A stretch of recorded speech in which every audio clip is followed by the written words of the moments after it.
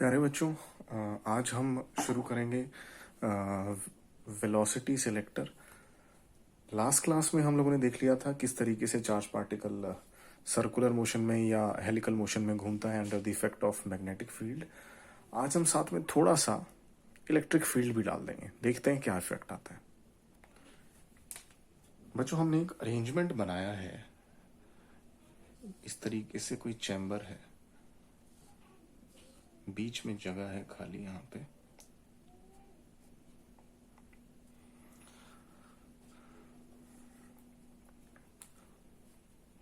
यहाँ पर हमने दो प्लेट्स लगा दी हैं, बिल्कुल कैपेसिटर की तरह। मान लेते हैं कि ये पॉजिटिवली चार्ज है, ऊपर दिखा देते हैं, और ये नेगेटिवली चार्ज है। ये पूरे में है बच्चों। किस लिए है? जहां पे चार्ज होगा वहां इलेक्ट्रिक फील्ड तो होगा ही। स्टेशनरी चार्ज है, मूविंग चार्ज होगा तो मैग्नेटिक फील्ड भी आ जाएगा, है ना। याद दिला रहा हूं आपको। तो यहाँ क्या होगा बच्चों, ऊपर से नीचे की तरफ इलेक्ट्रिक फील्ड आएगा, always from positive to negative. ऐसे ये पूरे में फैला हुआ है। इसी जगह पे मैग्नेटिक फील्ड भी है, उसको बच्चों हम दिखा रहे हैं क्रॉस से। अंदर की तरफ मैग्नेटिक फील्ड जा रहा है इनटू द प्लेन, तो आपको क्रॉस दिखाई देगा। ऐसे सारे में फैला हुआ है, यहां पर भी है, यहां पर भी, हर जगह है।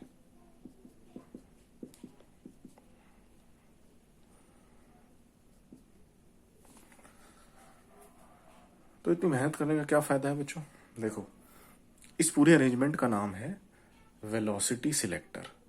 और ये जिस तरीके से आपने इलेक्ट्रिक और मैग्नेटिक फील्ड लगाया है, इस अरेंजमेंट को कहते हैं क्रॉस्ड इलेक्ट्रिक और मैग्नेटिक फील्ड।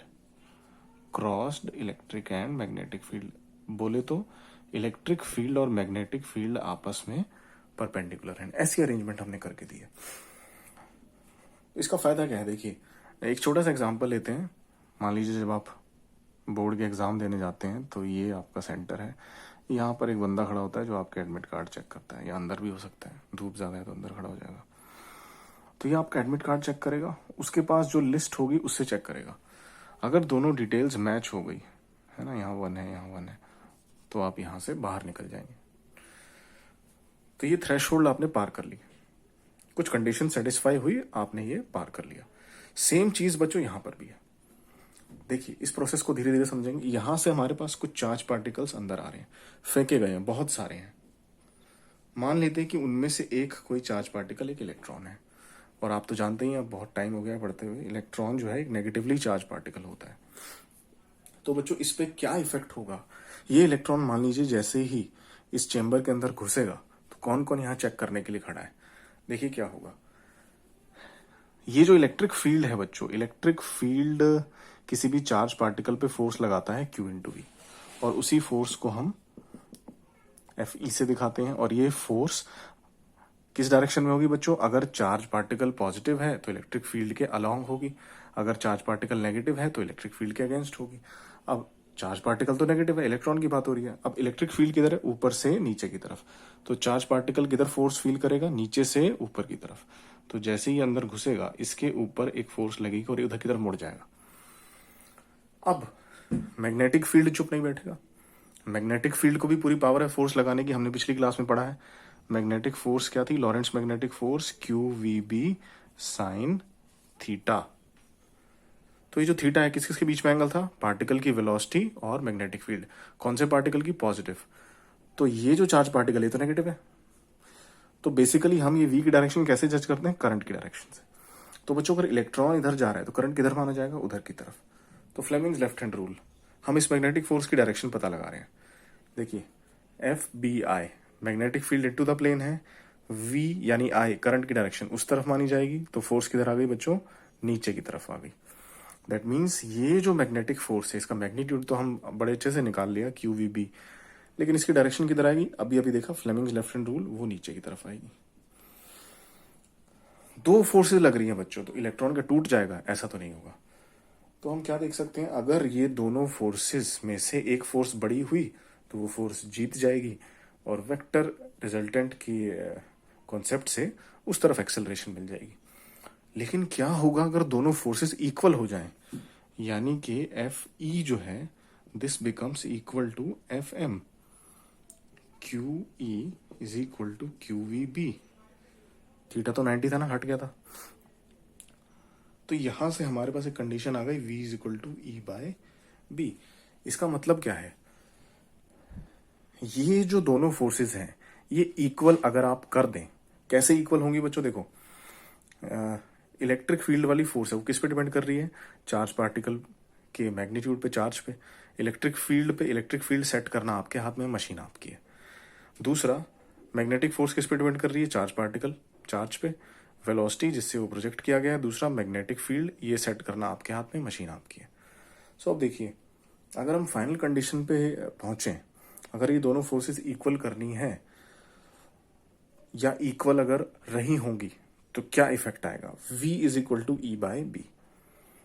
यानी कि वो सारे पार्टिकल्स जो इस वेलोसिटी से भाग रहे होंगे, ये वो वाली वेलोसिटी है जो ई और बी पे डिसाइडेड है, इन दोनों फैक्टर्स पे डिपेंडेंट है।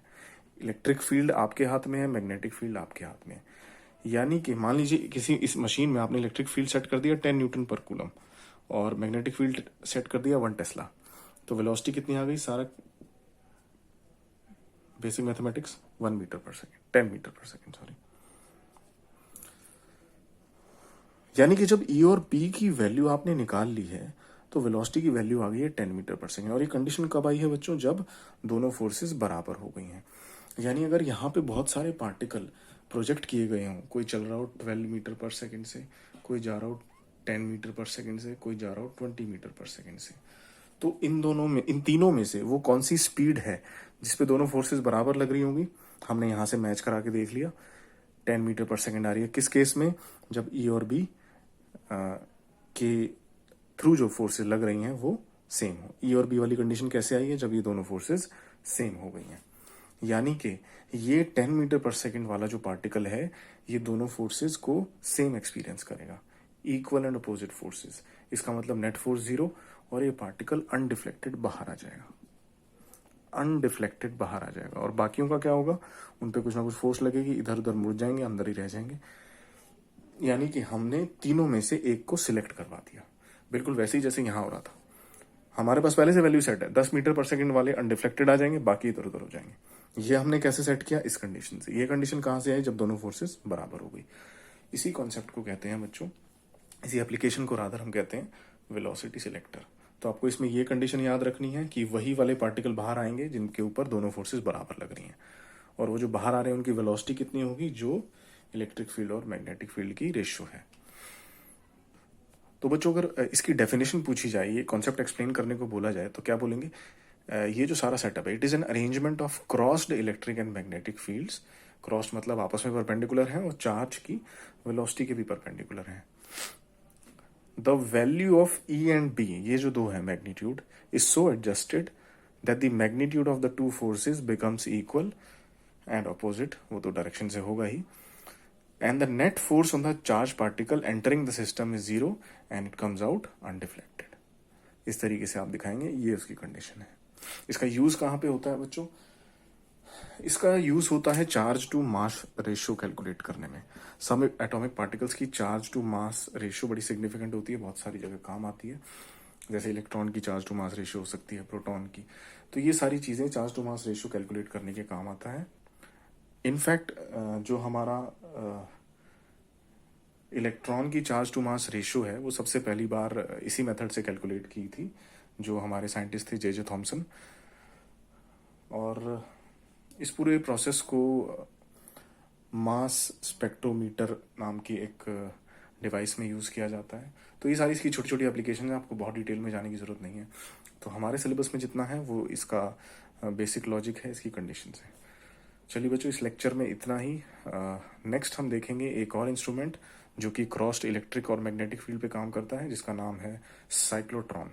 चलिए आज के लिए इतना ही, बाय बाय।